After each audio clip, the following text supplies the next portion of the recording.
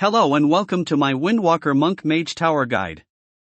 Windwalker Monk's low interrupt cooldown and self-heal options makes them the ideal specialization for this challenge. Not that this challenge is really hard on any specs, but Windwalker is definitely easier than the others. I am using full blues and greens from the auction house with the exception of my necklace, which is the Heart of Azeroth.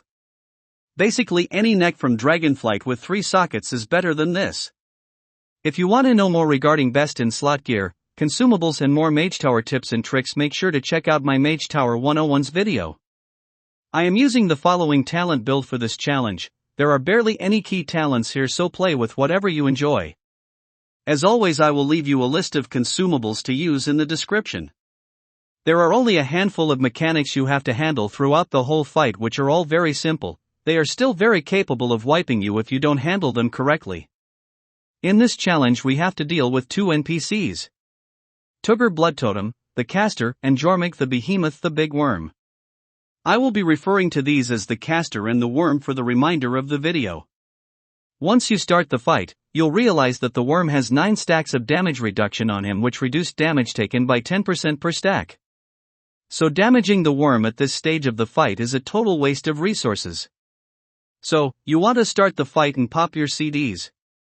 Do not use your Bloodlust or potion, since no matter how geared you are, we need to keep our caster alive for at least 2 minutes. Start damaging the caster and be ready to interrupt his Fell Burst cast. You will have your interrupt ready for every cast. After every cast, the worm will start casting Sonic Scream. This cast is uninterruptible and the only way to break it is paralysis or leg sweep. You could stay in between the 2 mobs to leg sweep both of them, or just ignore the worm cast and just heal yourself with Expel Harm or Vivify. This scenario will happen twice before we reach the earthquake phase. Our caster will call upon an earthquake and cause debris to fall from the sky. Being hit by these will do a lot of damage to your character, so do make sure to dodge them. You will also realize 2 eggs in the middle of the room. Focus them down with your AoE spells and they are nothing to worry about. During the earthquake phase, our worm is roaming around the room while burrowing underground. And charge towards your character twice every earthquake. You need to bait the worm to hit the 3 pieces of debris which remain on the platform after every earthquake. Each hit will remove one of the 9 stacks from the worm, causing it to receive more damage. Keep in mind that during this time you will have to interrupt Fell Burst casts, so do not get too comfortable.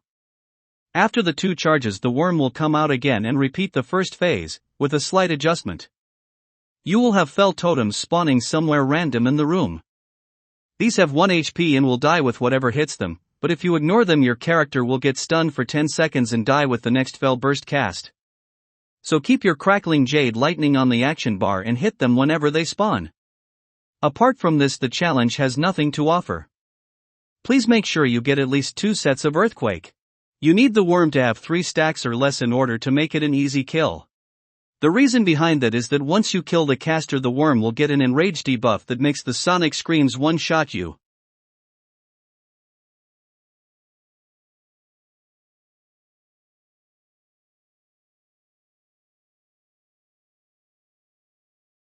So make sure you get 2 or 3 sets of earthquakes.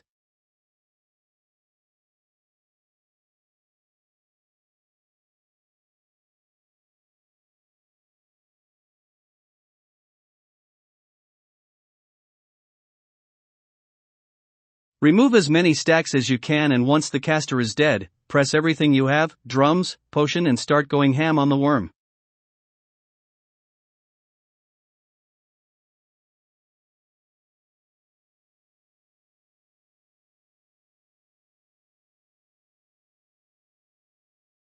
Make sure you use your leg sweep and paralysis to interrupt the scream casts when enraged. Should you reach a 3rd scream, you have to press your defensives or you will die.